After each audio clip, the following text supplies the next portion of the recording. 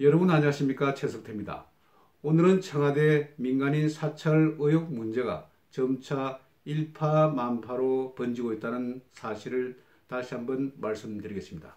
왜 이런가 하면 최근 이 문제가 굉장히 새로운 사실들이 불거지면서 점차 큰 이슈로 변하고 있기 때문입니다.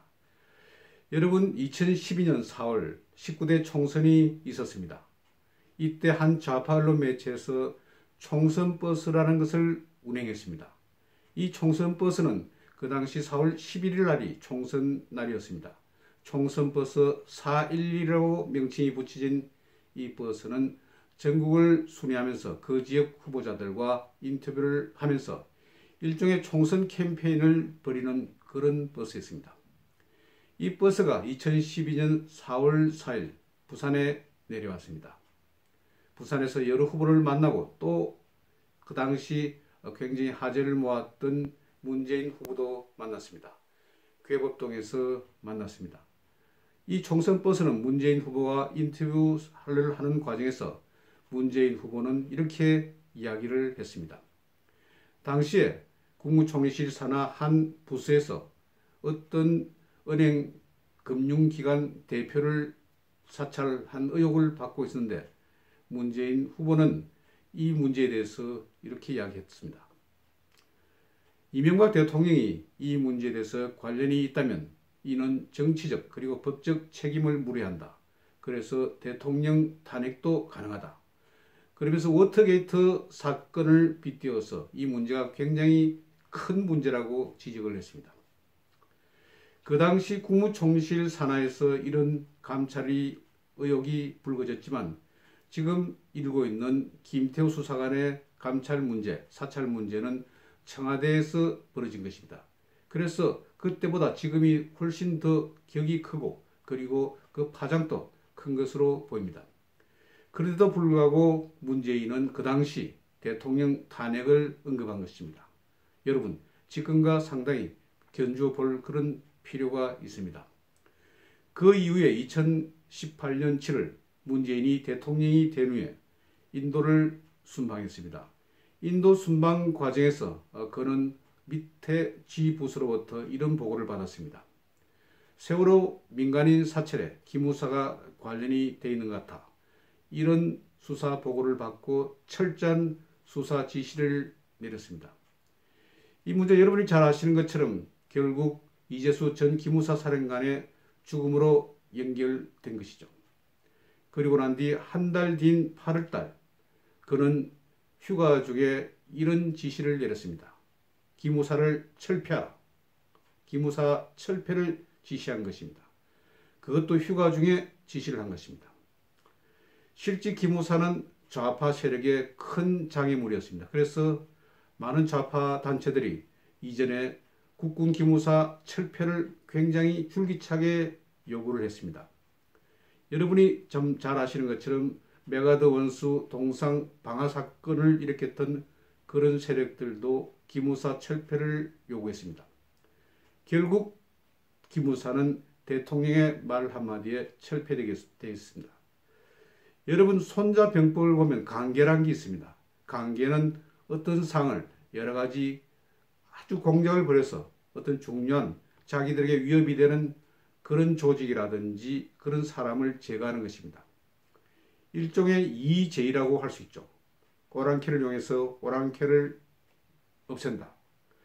이런 식으로 해서 기무사는 사라지게 됐습니다. 그 이후에 한 달 후에 기무사 전 참모장인 한 육군 소장이 구속이 됐습니다. 그 소장은 현역 장군이었습니다. 기무사에서 근무한 이후에 다른 부서에서 근무 중이었는데 그렇게 구속이 된 것입니다. 육군 소장이 별 2개가 그 자리에서 구속이 됐습니다. 이후에 초점은 점점 이재수 기무사 사령관으로 번져왔습니다. 여러분, 기무사 사령관이 별 3개 삼성 장군이고 그리고 이재수 사령관은 반평생을 국가수호에 이바지한 사람입니다. 그런 사람을 일단 올가매기 위해서 여러 가지 일이 벌어졌겠죠. 검찰에서도 여러 가지 일을 벌였습니다. 실제 검찰은 이재수 사령관의 아들과 그리고 절친인 박지만 이지 회장에 대해서도 압수수색을 벌였습니다. 그리고 자신이 잠시 머물고 있는 어떤 거소의 주인에 대해서도 수사를 벌였습니다. 굉장히 많이 괴로웠을 것입니다. 그리고 영장실질심사를 받는 그런 자리에서 검찰은 이재수 사령관의 손목에 수갑을 채웠습니다. 제가 알기로는 장군은 전쟁 중에서도 적에게 잡혔을 때 어느 정도 자기의 위험이라든지 어떤 장군으로서의 상당한 어떤 채통을 지켜준다는 이야기를 들은 바 있습니다. 그러나 우리나라 검찰은 우리나라 장군을 그렇게 수갑을 채웠습니다. 수갑을 채워서 법원에 출두를 했습니다. 다행히 법원에서는 영장을 기각했습니다. 그러나 수모를 당한 이재수 사령관은 결국 12월 7일 날 스스로 목숨을 끊었습니다. 결국 우리나라 검찰이 우리나라 장군을 완전히 직접 죽인 것은 아니지만 간접적으로 죽인 그런 결과를 낳게 됐습니다. 여러분, 상당히 가슴이 아픈 그런 일입니다. 얼마나 비통한 마음으로 자살을 했겠습니까? 그러면서 속으로 많이 울었을 것입니다. 그런 죽음, 이런 죽음이 우리를 굉장히 애틋하게 하고 있습니다. 이런 과정에서 김태우 수사관이 등장을 합니다. 김태우 수사관은 러시아 대사인 우영건에 대해서 비리 첩보를 올렸습니다. 그러나 이것이 비토가 되면서 상당히 여권 전체 이 수사관이 상당히 좀 문제가 좀 있는 사람이다, 이런 식으로 판단을 했겠죠. 그러면서 비리 혐의자로 해서 골프 해동 등등을 이유로 이 김태우 수사관을 원대 복귀시켰습니다. 원대 복귀 당한 김태우 수사관은 자신이 팽당한 것을 알고 일종의 맞섰습니다. 청와대. 그러면서 여러 가지 정보를, 여러 가지 제보를 언론에 풀기 시작했습니다. 그 가운데서는 이전에도 몇 번 이야기한 것처럼 조순 전 총리의 아들 문제, 그리고 진대재 장관, 변양규, 그리고 변향호 전 공직자들이죠. 이들의 비트코인 투자 문제, 이 밖에 은행장의 동향 또 있습니다. 그리고 언론인, 그리고 정치가, 대학 교수, 이런 사람들은 공직자가 아닙니다. 그리고 청와대 특별감찰반에서 타짜할 이유가 전혀 없는 사람들입니다. 이런 사람들에 대해서 동향을 적고 그리고 이것을 위상부에 보고를 했습니다. 이것을 언론에 제보하자 언론에서는 터뜨리기 시작했습니다. 이게 상당히 문제가 되는 일이죠. 그러면서 한 외교부 관리에 대해서도 제대로 밝혀지지 않자 사생활까지 캤다는 일도 불거졌습니다. 사생활 캐기는 일종의 불법입니다. 사생활 캘 그런 권리는 아무도 없습니다. 이런 문제로 외교부 관리는 다른 해외 발령으로 그렇게 마무리됐습니다. 이런 문제가 굉장히 사회적으로 문제가 되자, 그리고 이게 또 이재수 기무사 사령관의 죽음과 어우러지면서 국민들이 많이 분노했습니다. 또 민간인 사찰이 벌어졌다는 그런 소식에 국민들이 이 정부에 대해서 화를 내기 시작했습니다. 이제 마무리 작업에 들어가야 합니다. 청와대에서는. 청와대 대변인 김의겸 대변인은 이렇게 사항이 크게 번지자 브리핑을 했습니다. 그 브리핑에서 자기들은 전혀 책임이 없다. 그리고 4번의 브리핑을 했는데 전혀 청와대는 이 문제와 관련이 없다는 식으로 그렇게 그 설명을 했습니다. 그렇지만 악의가 맞지 않고 그 의혹은 점점 번져나갔습니다. 그러자 또 다른 수석인 윤영찬 수석은 김태호 수사관에 대해서 미꾸라지, 그러니까 미꾸라지라고 표현을 했습니다. 여러분, 미꾸라지는 미물입니다. 상당한 미물입니다. 그리고 상당히 징그럽게 생각하는 사람도 있습니다. 그리고 요리조리 잘 빠져나가는 그런 일종의 동물이죠. 그러니까 사람을 미꾸라지로 폄하를 했습니다. 또한 김여겸 대변인은 또 이렇게 이야기했습니다. 언론사 취재 기자들에게 어떻게 언론이 6급 직원에게 이렇게 휘둘릴 수가 있느냐. 6급 직원 요즘 그렇게 쉽지 않습니다.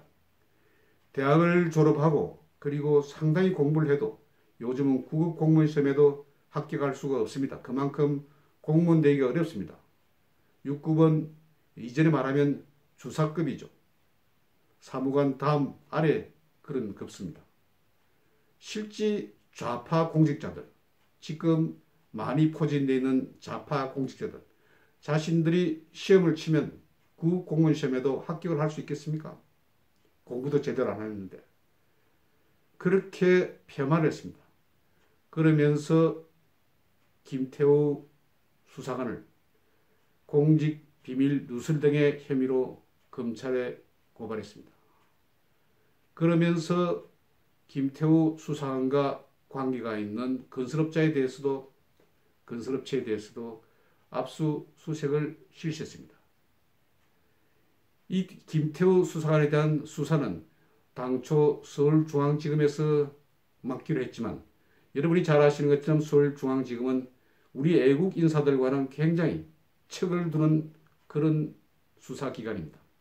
윤석열 지검장이 있는 그런 곳이죠. 그리고 박근혜 대통령 탄핵 때 수사에 관계했던 그런 사람들도 있고 최근에 이재용 부회장과 관련된 그런 사건도 특수부에서 수사를 하고 있기 때문에 이게 조금 이미지가 안 좋다 생각했는지 이 김태우 수사관의 사건은 수원지검으로 넘겼다고 합니다. 여러분, 지금 김태우 수사관은 언론과의 인터뷰에서 내가 이제 구속될 수도 있다. 긴급 체포도 될 수 있다. 그렇지만 이대로 그렇게 쉽게 넘어가지는 않는다. 만일 구속이 될 경우에 여러 가지 사항들을 이야기하는 것 같습니다. 그리고 각 언론에서도 김태우 수사관을 구속할 경우에 자칫 의인으로 만들 수 있다. 그러니까 김태우 수사관의 역할이 굉장히 커질 수 있다는 그런 점을 부각시키고 있습니다. 여러분, 이 문제가 상당히 지금 굉장히 드라마틱하게 흘러가고 있습니다. 자유한국당에서는 조국이라든지 그리고 관련 라인에 대해서 고발을 한다는 그런 방침을 세우고 있습니다. 저도 지금 조국 민정수석이라든지 그 관련 부서에 있는 사람들, 청와대 책임자가 사퇴를 시켜야 한다고 봅니다. 그렇게 해야 어느 정도 마무리 지을 수 있다고 생각합니다. 그렇지 않으면 이 문제가 계속해서 번질 것입니다. 그리고 국민들이 지금 정부에서 하는 말을 제대로 믿지를 않습니다.